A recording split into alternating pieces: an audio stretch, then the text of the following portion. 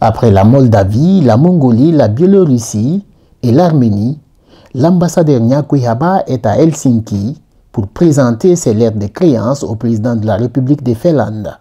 La journée débute par la traditionnelle cérémonie de présentation des copies figurées au ministère des Affaires étrangères, où 7 autres ambassadeurs des pays amis de la Finlande étaient au rendez-vous.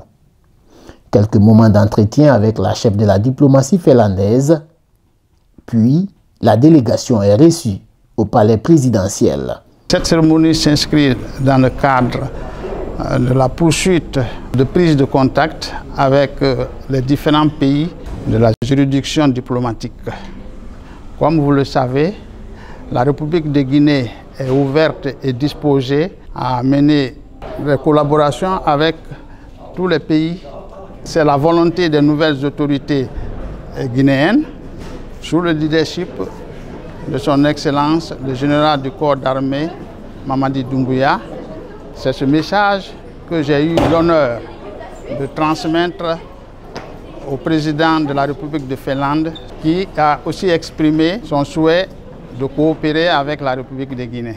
Parlant des ressortissants guinéens vivant en Finlande, l'ambassadeur Haba et sa suite sont aussitôt partis à leur rencontre pour un partage à l'occasion de la fête du Ramadan. Moment de partage et surtout des questions-réponses portant sur plusieurs questions, notamment la nécessité de désignation d'un consul honoraire en Finlande. L'ambassadeur a mis l'occasion à profit pour inviter ses compatriotes à respecter les lois du pays d'accueil et les rassurer de l'attention que les autorités guinéennes accordent à la diaspora. On est une grande communauté ici en Finlande et deux fois c'est vrai que heureusement qu'on est bien organisé, qu'on a essayé de se regrouper, mais deux fois on a l'impression qu'on est tout seul.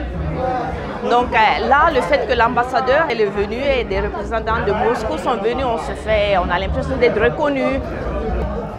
C'est un très grand honneur de recevoir la délégation de l'ambassade de la Guinée qui se trouve à Moscou, ici à Helsinki.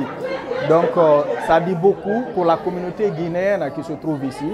Ça nous dit que nous ne sommes pas seuls, qu'on a l'autorité qui est là pour nous aider dans nos besoins.